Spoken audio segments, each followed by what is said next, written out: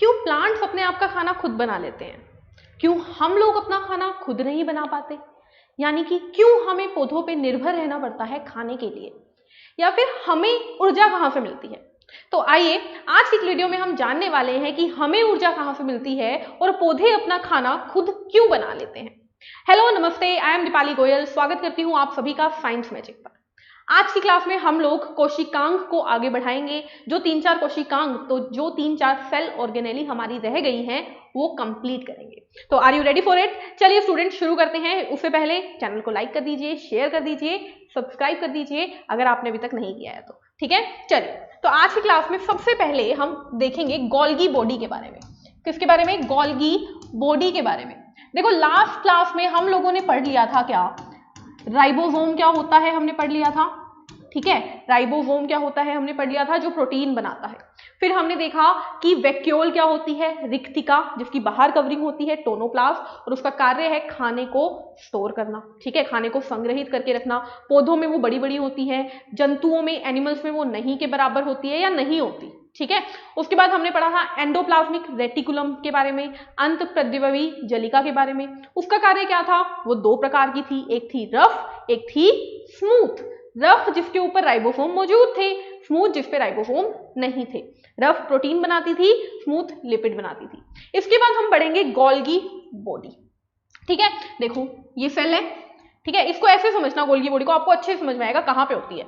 ये सेल है, सेल के अंदर होता है ये नाभिक, न्यूक्लियस, केंद्रक, ठीक है। और क्या होती है? एंडोप्लाज्मिक रेटिकुलम, ठीक है। क्या है? Endoplasmic reticulum. ये रफ भी हो सकती है, जिसपे राइबोसोम मौजूद हो, मोती पड़े हो, वो रफ हो गई, और जो दूसरी है वो स्मूथ हो गई। अब बात करेंगे गोल्गी काई की। तो देखो गोल्गी काई कुछ इस तरह के स्ट्रक्चर होते हैं। ऐसा लगता है जैसे कि एक के ऊपर दूसरी प्लेट, दूसरी के ऊपर तीसरी प्लेट जैसी हुई है। देखो एक प्लेट, दूसरी प्लेट, तीसरी प्लेट, ठीक है। इसको बोलते हैं गोल्गी बॉडी। क्या बोलते हैं? Golgi body. किसने इसको खोजा? पहला क्वेश्चन जो इससे पूछा जाता है वो है खोज, यानी डिस्कवरी। किसने खोजा गोल्गी बॉडी को? तो आपको नाम याद रखने की जरूरत ही नहीं है, क्योंकि नाम भी गोल्गी ही है, नाम भी गोल्गी ही है। उसने अपने नाम पर ही इस कोशिकांग का, यानी कि सेल ऑर्गेनेली का नाम रख दिया, ठीक है। अगला क्वेश्चन आता है दूसरा इससे कि देखिए क्या ये प्लांट्स और एनिमल्स दोनों में मौजूद होती है? बिल्कुल, ठीक है। अब ध्यान से सुनिएगा, इस पूरे को बोलते हैं गोल्गी बॉडी, इस पूरे को बोलते हैं गोल्गी बॉडी। लेकिन अगर किसी कोशिका के अंदर अकेला एक ये मौजूद हो, ठीक है, अकेला एक कहीं पे ऐसे पड़ा है, तो इस अकेले एक को बोलते हैं डिक्टियोसोम। क्या बोलते हैं? डिक्टियोसोम। क्या बोलते हैं? डिक्टियोसोम, ठीक है। Very very very important and new thing for you, नई चीजें आप लोगों के लिए। क्या कि अगर ये झुंड में पड़े हो, ये जो प्लेट्स हैं ये झुंड में पड़ी हो तो बोला जाता है गोल्गी काई यानी गोल्गी बॉडी। लेकिन प्लेट अगर अकेली पड़ी हो तो उसे डिक्टियोसोम नाम दे देते हैं, ठीक है। तो अगर आपको डिक्टियोसोम सुनने को मिले तो ये मत सोचिएगा कि वो कोई नई ऑर्गेनेली है, वो कुछ और नहीं, वो गोल्गी बॉडी ही है, बस अकेले पड़ी है। क्लियर है? ठीक है। अब जानिए ये डिक्टियोसोम होते किसमें है। तो प्लांट्स सेल के अंदर, प्लांट्स सेल के अंदर यानी कि पादप कोशिकाओं के अंदर पाए जाते हैं डिक्टियोसोम, यानी गोल्गी बॉडी अकेले अकेले पड़ी होती है, ठीक है। लेकिन एनिमल सेल के अंदर डिक्टियोसोम हो भी सकते हैं और नहीं भी, जंतु कोशिका में हो भी सकते हैं और नहीं भी, हो सकता है गोल्गी बॉडी पड़ी हो सकता है डिक्टियोसोम पड़े हो, ठीक है। क्लियर है? उसके बाद अगली चीज याद रखनी है, देखो एक ये वाला मुंह है इसका गोल्गी बॉडी का, और एक ये वाला मुंह है। एक मुंह वो है जो कि न्यूक्लियस की तरफ है, ठीक है, ये वाला मुंह, इस मुंह को बोल देते हैं सिस फेस। क्या बोल देते हैं? Cis face. और जो दूर है उसे बोल देते हैं ट्रांस फेस। क्या बोल देते हैं? Trans face. कैसे समझ में आएगा आपको? अब जब मैं आगे आपको बड़े डायग्राम में समझाऊंगी तो आपको बिल्कुल अच्छे से क्लियर होगा, बट उससे पहले इतना जानिए कि इसका कार्य क्या है। मान लीजिए आप लोगों को खाना है प्रोटीन पाउडर, ठीक है, आप जिम करते हो, आपको प्रोटीन की डाइट चाहिए, हेल्दी डाइट चाहिए। आप जाओगे किसी शॉप में और कहोगे मुझे प्रोटीन पाउडर चाहिए, तो वो क्या आपके हाथ में आपको प्रोटीन पाउडर दे देगा? नहीं देगा, वो आपको एक पॉलिथीन देगा ना। तो यहां पर देखो, हमने देखा कि एंडोप्लाज्मिक रेटिकुलम ने प्रोटीन तो बना दिया, ठीक है। अब उस प्रोटीन को पैक कौन करेगा? जैसे हमारे यहाँ इंडस्ट्रीज होती हैं जो कि प्रोटीन बनाती हैं, फिर इंडस्ट्री होती है जो कि प्रोटीन पैक करती है, उसी तरीके से यहाँ भी है। फिर इंडस्ट्री होती है जो पैक प्रोटीन को दुकानों तक पहुंचाती है। वही काम यहाँ पर होगा स्टूडेंट्स। कैसे? देखो, मैं बना रही हूं एक बहुत बड़ी सेल। ये क्या है? एक कोशिका है। ये क्या है? एक कोशिका। पूरी एक ही कोशिका ही है, ग्रीन ब्लू में कंफ्यूज नहीं होना है, ये पूरी कोशिका है। ठीक है, कोशिका है। ये कोशिका की क्या होगी? झिल्ली होगी। क्या होगी? झिल्ली होगी, यानी मेम्ब्रेन होगी, बिल्कुल होगी। इसके बाद आप जानते हो कोशिका में क्या होता है? न्यूक्लियस होता है। ये क्या है? ये है न्यूक्लियस, यानी कि केंद्रक है। बिल्कुल मैम। और क्या होता है? कोशिका द्रव होता है। क्या होता है? साइटोप्लाज्म होता है, यानी कोशिका द्रव होता है। इतनी बात आप लोग जानते हो। अगली बात जो आप जानते हो वो क्या है? कोशिका के न्यूक्लियस में से निकलती है। कोशिका के न्यूक्लियस में से क्या निकलती है? एंडोप्लाज्मिक रेटिकुलम भी निकलती है। तो मान लो ये क्या है? ये है एंडोप्लाज्मिक रेटिकुलम। एंडोप्लाज्मिक रेटिकुलम के ऊपर क्या होते हैं? मोती होते हैं। ये क्या है? मोती है। तो मोती वाली एंडोप्लाज्मिक रेटिकुलम को क्या बोलेंगे? मोती वाली एंडोप्लाज्मिक रेटिकुलम को बोलेंगे RER, यानी कि रफ एंडोप्लाज्मिक रेटिकुलम। और बिना मोती वाली को बोलेंगे SER, यानी कि स्मूथ एंडोप्लाज्मिक रेटिकुलम। और क्या होता है? ये है हमारी गोल्गी बॉडी। ठीक है, और आप जानते हो ये जो फेस है ये होगा सिस फेस और ये होगा ट्रांस, क्योंकि ये किस तरफ है? ये न्यूक्लियस से दूर है, ये न्यूक्लियस के पास। अब क्या होगा? बहुत ध्यान से समझिएगा, बहुत बहुत बहुत इंपॉर्टेंट चीज बताने जा रही हूं मैं आपको। देखो, रफ एंडोप्लाज्मिक रेटिकुलम ने प्रोटीन बनाए। क्या बनाया? प्रोटीन बनाया। किसने? रफ एंडोप्लाज्मिक रेटिकुलम ने प्रोटीन बना दिया। ये प्रोटीन पहुंच गया साइटोप्लाज्म के अंदर। ये प्रोटीन का पाउडर है मान लीजिए। ठीक है, अब आप आए प्रोटीन लेने तो वो पाउडर तो देगा नहीं, वो आपको पैकेट में पैक किया हुआ देगा। तो ये प्रोटीन जाता है सिस के पास। किसके पास जाता है? सिस के पास। तो पहला काम जो गोल्गी बॉडी ने किया, गोल्गी काय ने किया, वो पहला काम क्या था? ये प्रोटीन को या कोई भी चीज को जो इसके पास आएगी स्टोर करेगा, यानी कि संग्रहित करेगा। ठीक है, पहले तो इकट्ठा करेगा सारे प्रोटीन को। ठीक है, इकट्ठा कर लिया। अब क्या करेगा? इस प्रोटीन को पैक करेगा। ठीक है, ये जो प्रोटीन है अंदर पड़ा है, इसको थैली में डाल दिया। ये थैली बन गई, ये थैली बन गई, ये थैली बन गई। तो क्या किया? थैली में डालकर पैक कर दिया। तो दूसरा काम क्या है? पैक करना, पैकिंग करनी, पैक कर दिया। ठीक है, उसके बाद अब ये पैक करके भी अपने अंदर स्टोर करके रखेगा, तो संग्रहित का काम तो इसका है ही। अब मान लो कोई कस्टमर आया। ठीक है, जब कोई कस्टमर को जरूरत पड़ेगी तभी दुकानदार आपको देगा ना प्रोटीन। जब तक आप जाओगे नहीं तब तक थोड़ी ना प्रोटीन देगा। तो जब इसके पास इसकी सेल को या किसी और को प्रोटीन की जरूरत पड़ेगी तो ये इस प्रोटीन के मॉलिक्यूल को बाहर दे देगा। किसे दे देगा? बाहर दे देगा, यानी कि ये प्रोटीन को सिक्रीट भी करता है, यानी कि स्त्रावण जो है वो भी यही करता है। सिर्फ प्रोटीन को ही नहीं, अब सेम यही जो चीज है ना, इसी को लिपिड मान के चलो। स्मूथ एंडोप्लाज्मिक रेटिकुलम ने लिपिड दिया, दे दिया। लिपिड को स्टोर किया किसने?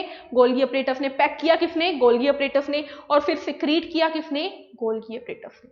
या कोई भी चीज, गोल्गी अपरेटस का काम है, कोई भी चीज उसको दोगे तो ये अपने अंदर स्टोर भी करके रखेगा, फिर उसको पैक भी करेगा और फिर देने वाले को दे भी देगा। तीनों काम किसके हैं? गोल्गी अपरेटस के। आई होप आप लोगों को क्लियर होगा बिल्कुल।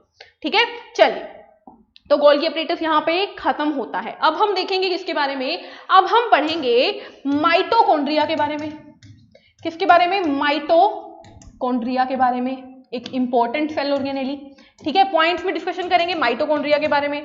माइटोकॉन्ड्रिया क्या होता है स्टूडेंट्स? देखिए, माइटोकॉन्ड्रिया कुछ ऐसा स्ट्रक्चर होता है, कुछ ऐसा स्ट्रक्चर होता है। ये क्या है? माइटोकॉन्ड्रिया। कहां पे मौजूद होता है? कोशिका द्रव के अंदर। जितनी भी सेल ऑर्गेनेली है सारी कोशिका द्रव में है, तो ये भी कोशिका द्रव में है। पहली चीज आपको याद रखनी है कि इसकी खोज किसने की, इसकी डिस्कवरी किसने की, और दूसरी चीज याद रखनी है इसको नाम किसने दिया, नेम किसने दिया। तो ये दोनों चीजें आपको बहुत अच्छे से याद रखनी है कि खोज की थी एक साइंटिस्ट जिसका नाम था अल्टमैन ने, और नाम दिया था एक साइंटिस्ट जिसका नाम था बेंडा ने। ठीक है, वेरी वेरी वेरी इंपॉर्टेंट। खोज पे क्वेश्चन नहीं आएगा, नाम पे आएगा। कंफ्यूज नहीं होना है, बेंडा को टिक लगा के आना है। नाम किसने दिया था? बेंडा ने। अगली चीज आपको याद रखनी है कि हमने देखा हर एक कोशिका के पास कोशिका झिल्ली होती है, उसी तरीके से हर एक सेल ऑर्गेनेली यानी कोशिकांग के पास भी एक झिल्ली होती है। तो यहां पर दो मेम्ब्रेन होती हैं। कितनी?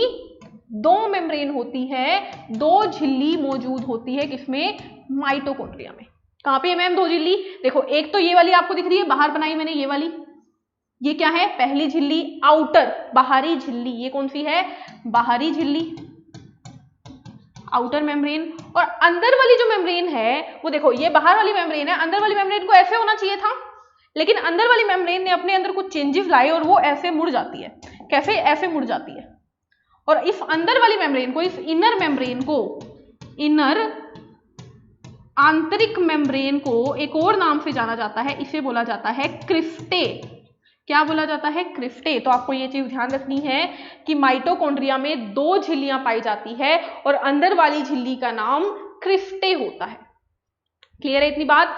अगली चीज माइटोकॉन्ड्रिया में क्या देखनी है आप लोगों को? अगली चीज देखनी है कि माइटोकॉन्ड्रिया जो होता है उसके पास खुद का डीएनए होता है और खुद का राइबोसोम होता है। देखो, इसके अंदर खुद का तो डीएनए पड़ा होता है और खुद के राइबोसोम पड़े होते हैं। क्या मतलब है मैम इस बात का? देखो, डीएनए यानी डीऑक्सी राइबो न्यूक्लिक एसिड, इसका काम होता है कि जब भी किसी कोशिका को विभाजन करना है, सेल को डिवाइड करना है, तो ये उसमें मदद करता है। तो सेल डिवाइड करने में अगर डीएनए हेल्प करता है तो, और डीएनए माइटोकॉन्ड्रिया के पास है, तो माइटोकॉन्ड्रिया डिवाइड कर सकती है। तो माइटोकॉन्ड्रिया की खासियत क्या है? वो खुद ही डिवाइड करके अपना नंबर बढ़ा सकेगी। और राइबोसोम की क्या खासियत होती है? राइबोसोम की खासियत होती है प्रोटीन बनाना।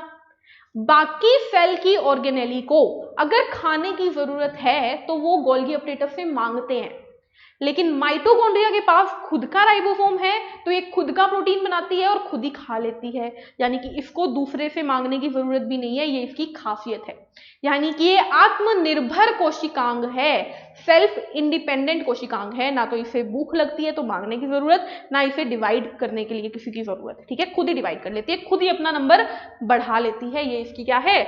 इसकी खासियत है। ये दो खासियत आप लोगों को याद रखनी है।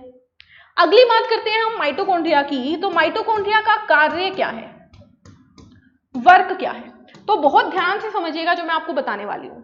हम लोग क्या करते हैं? हम लोग सांस लेते हैं, ठीक है। हम लोग जब सांस लेते हैं तो हम ऑक्सीजन तो अंदर लेते हैं और कार्बन डाइऑक्साइड बाहर छोड़ते हैं। ये बात सभी जानते हैं, ठीक है। लेकिन दिक्कत कहां पे आती है? आप लोग ये नहीं जानते कि इस ऑक्सीजन का क्या होता है और फिर ये कार्बन डाइऑक्साइड कहां से आती है, ठीक है। तो ध्यान से सुनिएगा स्टूडेंट्स, हम आगे बहुत अच्छे तरीके से श्वसन तंत्र भी करेंगे और पाचन तंत्र भी करेंगे, बट उससे पहले यहां पे समझिएगा। देखो, हमारी बॉडी में मौजूद होता है ग्लूकोज। क्या मौजूद होता है? ग्लूकोज। मैम कहां से आता है ग्लूकोज? तो स्टूडेंट्स ये बात हम पाचन तंत्र में करेंगे। जब भी हम कोई खाना खाते हैं वो खाना पचता है और पचकर बनता है ग्लूकोज। ये ग्लूकोज जो है हमारी बॉडी में मान लीजिए पड़ा है, लेकिन ये ग्लूकोज हमें एनर्जी नहीं दे सकता। क्यों नहीं दे सकता? क्योंकि ग्लूकोज को एनर्जी देने के लिए ऑक्सीजन की जरूरत होती है, इसीलिए हम ऑक्सीजन लेते हैं।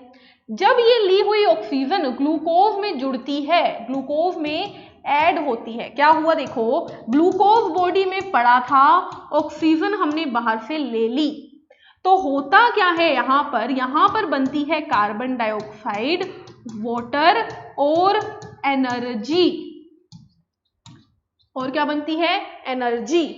अब क्वेश्चन क्या था? एक तो कि ऑक्सीजन का क्या होता है, तो ऑक्सीजन ग्लूकोज के साथ जुड़ता है, ऑक्सीजन ग्लूकोज के साथ जुड़ता है। दूसरा क्वेश्चन था कि कार्बन डाइऑक्साइड कहां से आई, तो देखो, जब ऑक्सीजन ग्लूकोज के साथ जुड़ा तो बना क्या? कार्बन डाइऑक्साइड, और यही कार्बन डाइऑक्साइड फिर हम निकाल देते हैं। ये प्रोसेस हमारी बॉडी में चलता है, ठीक है। अब क्वेश्चन है, मैम आप ये बता क्यों रहे हो हमें? क्योंकि स्टूडेंट्स ये जो प्रोसेस है, ये वाला, ये जो प्रोसेस है ये कहां पर चलता है, यही तो क्वेश्चन है। ये चलता है माइटोकॉन्ड्रिया के अंदर। इस प्रोसेस को बोलते हैं रेस्पिरेशन, ठीक है, यानी कि श्वसन की प्रक्रिया, ठीक है। और क्या बोलते हैं इस प्रोसेस को? एक और नाम से जाना जाता है, वो नाम है ऑक्सीडेशन ऑफ फूड या ग्लूकोज यानी कि ऑक्सीकरण। आपके पास क्वेश्चन आएगा कि कोशिका के सेल के कौन से भाग में ऑक्सीकरण की प्रक्रिया होती है, तो आपको याद रखनी है कि वो होती है माइटोकॉन्ड्रिया में। मैम ऑक्सीकरण क्या होता है? जब भी किसी चीज में ऑक्सीजन आके जुड़ जाए उसे बोलते हैं ऑक्सीकरण। यहाँ पे क्या हो रहा है? जब भी किसी चीज में ऑक्सीजन आके जुड़ जाए उसको बोलते हैं ऑक्सीकरण। तो ग्लूकोज में ऑक्सीजन जुड़ रहा है तो ये क्या हुआ? ऑक्सीकरण। ठीक है, तो आ जाइए यहां पर। कार्य क्या है? कार्य इसका है रेस्पिरेशन करना, यानी कि श्वसन का कार्य माइटोकॉन्ड्रिया में होता है। और इसका कार्य क्या है? ऑक्सीडेशन करना, यानी कि ऑक्सीकरण करना।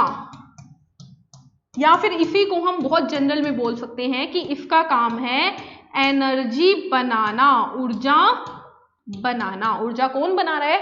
माइटोकॉन्ड्रिया बना रही है। क्लियर है? ठीक है, इसीलिए माइटोकॉन्ड्रिया का एक और नाम है, माइटोकॉन्ड्रिया का एक और नाम है, वो क्या है? देखिए, माइटोकॉन्ड्रिया को बोला जाता है पावर हाउस। ठीक है, यानी कि ऊर्जा घर, क्योंकि यह वो घर है जहां पर ऊर्जा बनती है। जैसे होता है ना इलेक्ट्रिसिटी हाउस, बिजली घर, जहां से हमें बिजली मिलती है, उसी तरीके से जहां से हमारी बॉडी को ऊर्जा मिलती है वो है पावर हाउस, यानी कि ऊर्जा घर। बस यही था माइटोकॉन्ड्रिया। क्या याद रखना है? पहला नाम किसने दिया? बेंडा ने दिया। माइटोकॉन्ड्रिया की 2 मेम्ब्रेन होती है, अंदर वाली मेम्ब्रेन का नाम क्रिस्टे। क्या नाम है? क्रिस्टे। ठीक है, उसके बाद क्या याद रखना है आपको? आपको याद रखना है कि माइटोकॉन्ड्रिया के पास खुद के राइबोसोम, खुद का डीएनए। डीएनए की फुल फॉर्म याद रखनी है, क्या होती है? Deoxy ribo nucleic acid. Hindi English एक ही बात है, बस एसिड की जगह अम्ल लगा लेना। ठीक है, कार्य क्या है? श्वसन का कार्य कहां पे होता है? माइटोकॉन्ड्रिया के अंदर होता है। ऑक्सीकरण का कार्य यानी कि एडिशन ऑफ ऑक्सीजन कहां पे होती है? माइटोकॉन्ड्रिया पे बनती है। कार्बन डाइऑक्साइड कहां से निकलती है? माइटोकॉन्ड्रिया से निकलती है। एनर्जी कहां पर बनती है? माइटोकॉन्ड्रिया में बनती है। माइटोकॉन्ड्रिया का नाम क्या है? पावर हाउस, यानी कि ऊर्जा घर। क्लियर है ये बात? चलिए, इसके बाद हम चलते हैं हमारे अगले टॉपिक के ऊपर, जो कि आता है लाइसोसोम। क्या नाम है? लाइसोसोम। अगली सेल ऑर्गेनेली का नाम है लाइसोसोम। तो पहला क्वेश्चन क्या है? पहला क्वेश्चन होगा खोज का, यानी कि लाइसोसोम की डिस्कवरी किसने की? तो साइंटिस्ट का नाम है डी डुवे। जैसे मैं हूं ना दीपाली, उसी तरह से डी डुवे साइंटिस्ट का नाम है। ठीक है, जिसने कि लाइसोसोम को खोजा।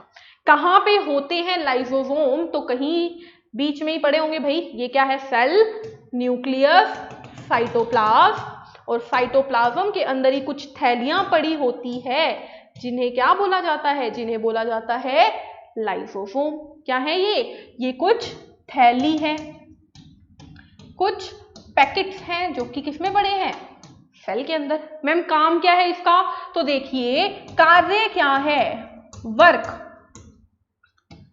ये एक लाइसोसोम है। ये क्या है? एक लाइसोसोम। इसके अंदर कुछ चीजें होती हैं, उन चीजों का नाम है डाइजेस्टिव एंजाइम। क्या नाम है? डाइजेस्टिव एंजाइम, यानी कि पाचन एंजाइम। नाम से ही पता लग रहा है क्या करते होंगे? पचाने का काम। यानी कि सेल को, कोशिका को कुछ भी पचाना होता है तो वो खाना आता है किसमें? लाइसोसोम के अंदर। लाइसोसोम उस खाने को पचा देता है। पहला कार्य क्या हुआ? पाचन करना। दूसरा कार्य क्या है students? Very very very important, बहुत बहुत बहुत जरूरी है ये आप लोगों के लिए। क्या है दूसरा कार्य? देखो, अगर मान लीजिए कि कोई लाइसोसोम खराब हो जाता है, ठीक है, क्या बोला मैंने? अगर किसी कोशिका में मौजूद लाइसोसोम खराब हो जाता है, या फिर कोई कोशिका ही खराब हो जाती है, कोई वायरस आ गया, कोई बैक्टीरिया आ गया, कोई जर्म आ गया, जिसकी वजह से कोशिका ही खराब हो गई, किसी भी विषाणु, किसी भी जीवाणु की वजह से। अब वो खराब कोशिका कुछ भी बनाएगी तो वो खराब बनाएगी और पूरी बॉडी को खराब कर सकती है। ठीक है, हमारी बॉडी में इतनी सारी कोशिका है, कोई एक खराब हो जाए, ठीक है, तेरा एक सेब सारे सेब को खराब कर देता है, एक खराब सेब सभी को खराब कर देता है। बस वही सिचुएशन है। अगर बॉडी की एक कोशिका खराब हो जाएगी तो बॉडी की सारी कोशिका खराब हो सकती है। लेकिन जब ऐसी सिचुएशन आती है कि कोशिका खराब हो गई, मान लो ये कोशिका है जो खराब हो गई, तो लाइसोसोम क्या करते हैं? लाइसोसोम में क्या है? पाचन एंजाइम है। लाइसोसोम जो है ना फट जाते हैं। क्या कर जाते हैं? फट कर जाते हैं। जैसे ही सेल जो है वो खराब हुई, सेल जो है वो खराब हुई, वैसे ही लाइसोसोम जो है वो ब्लास्ट हो जाते हैं, मतलब फट जाते हैं। ब्लास्ट, ठीक है, हिंदी में ब्लास्ट लिख दिया मैंने, फट जाना ये मान लीजिए, ठीक है। फटने से क्या होंगे? सारे डाइजेस्टिव एंजाइम पूरी सेल में फैल जाएंगे, पाचन के एंजाइम पूरी सेल में फैल जाएंगे, और वो पाचन के एंजाइम सेल को ही पचा देते हैं, सेल को ही डाइजेस्ट कर देते हैं। मतलब कि जो सेल थी ना उसी को ही खत्म कर दिया सेल के ही लाइसोसोम ने। यानी कि वो होता है ना, खुद घर का बेदी लंका ढाए, वही वाला है कि सेल नाम का जो घर है उसके बेदी ने लंका ढा दी, मतलब घर के अंदर रहने वाले ने ही घर खराब कर दिया। तो देखो, जब कोई इंसान खुद को मार ले उसको क्या बोलते हैं? उसको बोलते हैं सुसाइड, यानी कि आत्महत्या, ठीक है। यहां पर क्या कर रहा है? लाइसोसोम खुद को ही मार रहा है और खुद की सेल को भी मार रहा है, इसीलिए लाइसोसोम को कहा जाता है। जो इंपॉर्टेंट बात है वो ये है, लाइसोसोम का नाम एक और नाम है, वो क्या है? Suicide bag. यानी कि लाइसोसोम क्या है? लाइसोसोम है आत्मघाती थैली, कोशिका की आत्मघाती थैली है लाइसोसोम, ठीक है, क्योंकि वो आत्महत्या करवा देती है कोशिका से, खुद की कोशिका को ही मार देती है। भले ही वो हमारे लिए जरूरी है, लेकिन बोला क्या जाता है? Suicide bag. राइबोसोम को प्रोटीन फैक्ट्री बोला जाता है, ठीक है। लाइसोसोम को क्या बोला जाता है? सुसाइड बैग, आत्महत्या थैली या आत्मघाती थैली। माइटोकॉन्ड्रिया को शक्ति ग्रह, ऊर्जा ग्रह या पावर हाउस। अभी तक 3 नाम बता दिए, बहुत इंपॉर्टेंट। क्लियर है? अब चलते हैं अगले पार्ट पे। अगला जो कि हमारा लास्ट ऑर्गेनेली है, लास्ट कोशिकांग है, वो है प्लास्टिड। क्या है? प्लास्टिड। तो प्लास्टिड के बारे में आपको क्या याद रखना है? प्लास्टिड जो है वो केवल पौधों में पाए जाते हैं, पौधों में होते हैं, यानी कि only present in plant cell. क्या मतलब हुआ मैम? देखो, लेक्चर की शुरुआत की थी मैंने एक लाइन से कि क्यों पौधे अपना खाना खुद बना लेते हैं, हम नहीं बनाते। हम भी बनाते हैं, किचन में खड़े होके हम तो खाना ही बनाते हैं ना। नहीं, हम वो जो खाना बना रहे हैं वो पौधों की चीजों को यूज करके बना रहे हैं, ठीक है। तो खुद का खाना कौन बनाता है? पौधे बनाते हैं। क्यों? क्योंकि उनमें होते हैं प्लास्टिड। तो हम क्यों नहीं बनाते? क्योंकि हम में नहीं होते प्लास्टिड। तो एब्सेंट है इन एनिमल सेल, यानी कि जंतु कोशिकाओं में, जंतु कोशिकाओं में प्लास्टिड नहीं होते, जंतु कोशिका में नहीं होते।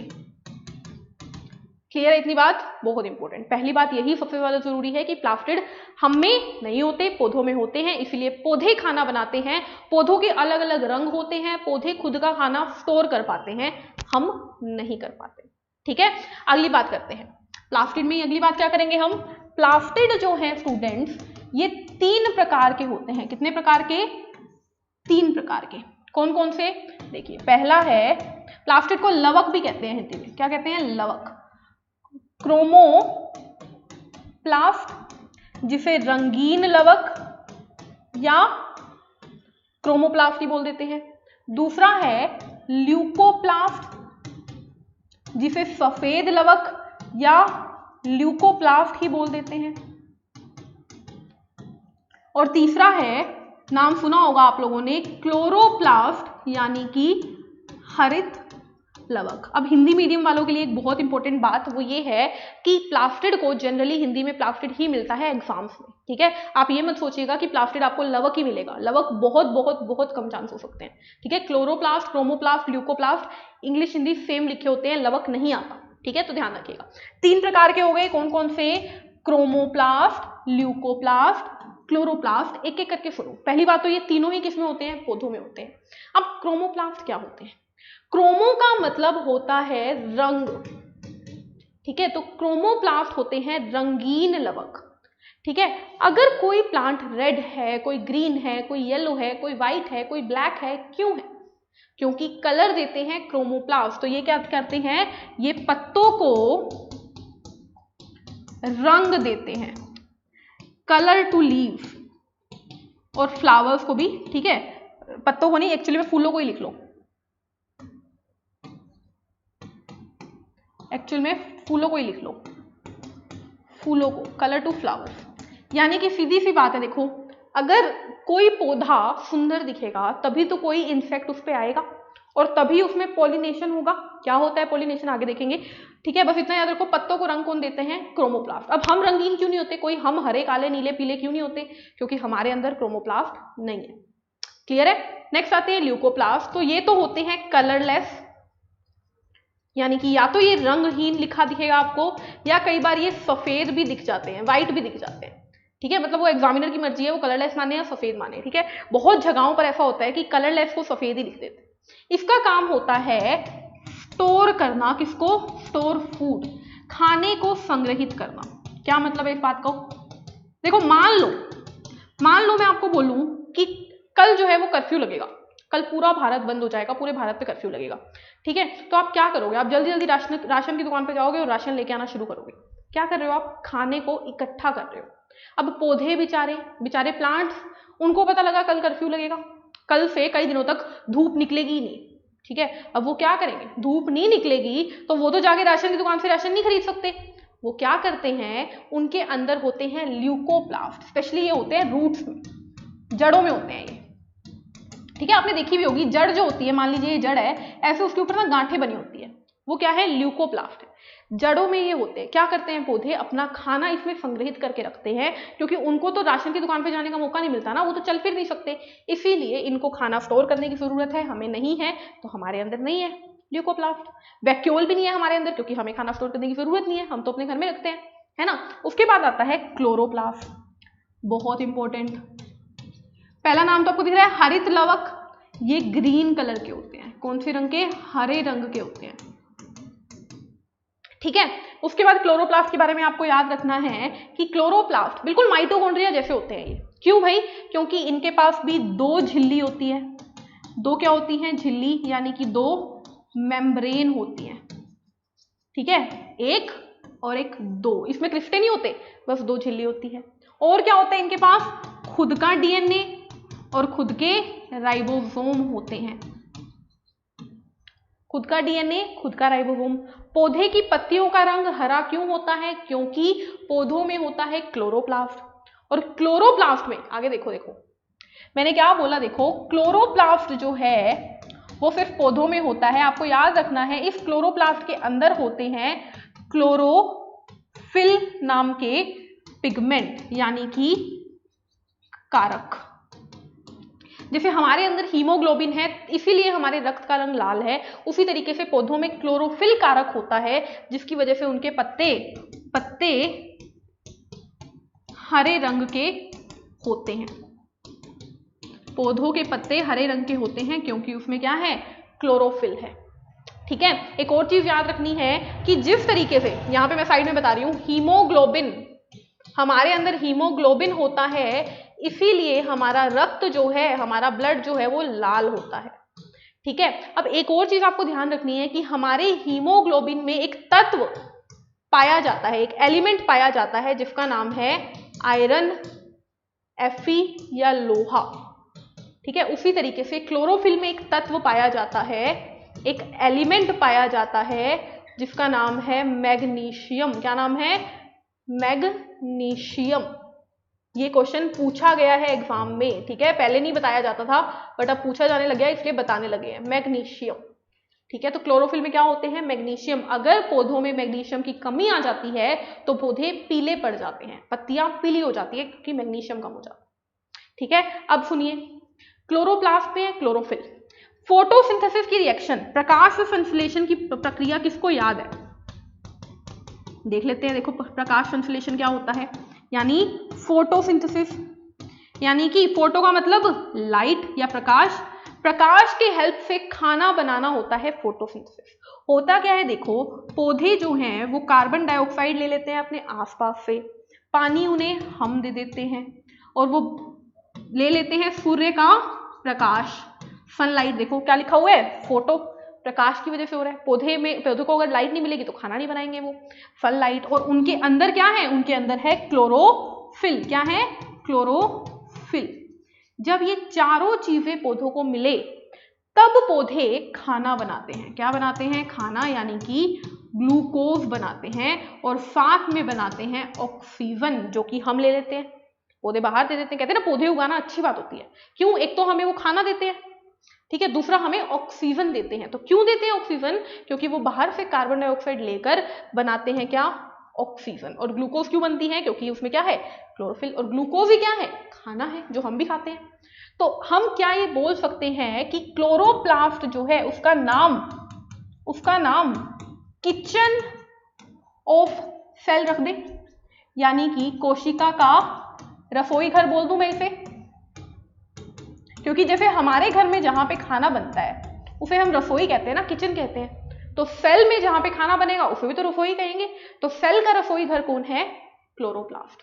तो यहां पर आज की क्लास हम खत्म करेंगे। हमारी क्लास में हमने क्या देखा? हमने सबसे पहले पढ़ा गोल्गी बॉडी के बारे में। गोल्गी बॉडी जो कि पौधों में अकेली पड़ी होती है, डिक्टियोसोम, और जंतुओं में गोल्गी बॉडी पड़ी होती है। किसने खोजा? गोल्गी नाम के साइंटिस्ट ने। ये इस तरीके की दिखती है। जो न्यूक्लियस के पास वाला फेज वो सिर्फ दूर वाला ट्रांस, ठीक है। देन हमने पढ़ा कि गोल्गी बॉडी करती क्या है। तो गोल्गी बॉडी किसी भी खाने को अपने अंदर इकट्ठा करती है, फिर उसे पैक करती है और फिर उसे सिक्रीट, स्त्राव भी कर देती है, ठीक है। देन हमने पढ़ा माइटोकॉन्ड्रिया। डिस्कवर किसने किया? ऑल्टमैन ने। नाम किसने दिया? बेंडा ने।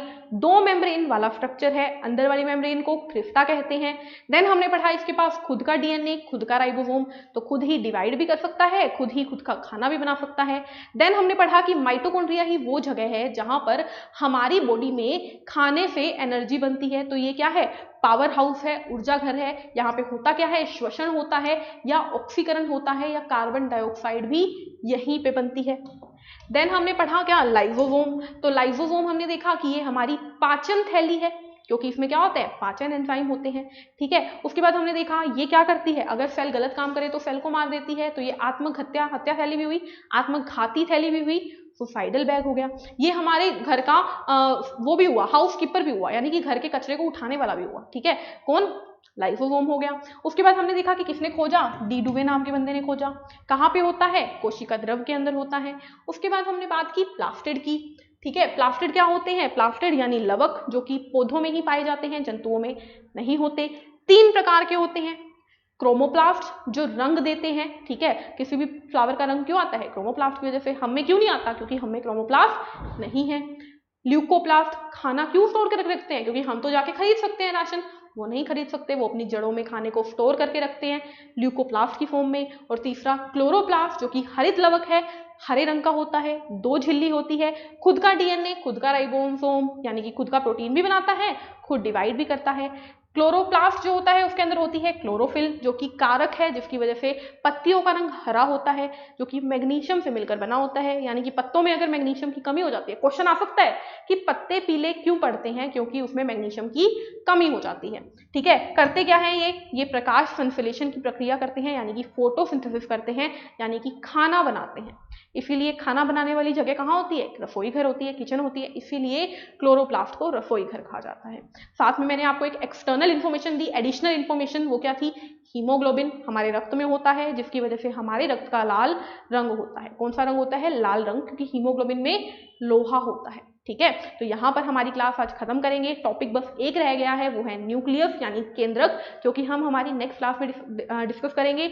बहुत इंपॉर्टेंट टॉपिक है, बने रहिए हमारे साथ साइंस मैजिक पर। आई होप आप लोगों को क्लासेस समझ में आ रही होगी। अगर समझ में आ रही है तो करिए चैनल को सब्सक्राइब, शेयर, लाइक और बेल बटन को प्रेस करिए ताकि आपको हर नोटिफिकेशन मिले। मिलते हैं नेक्स्ट क्लास में, तब तक के लिए स्टे हैप्पी, पढ़ते रहिए, मुस्कुराते रहिए। Thank you, bye bye.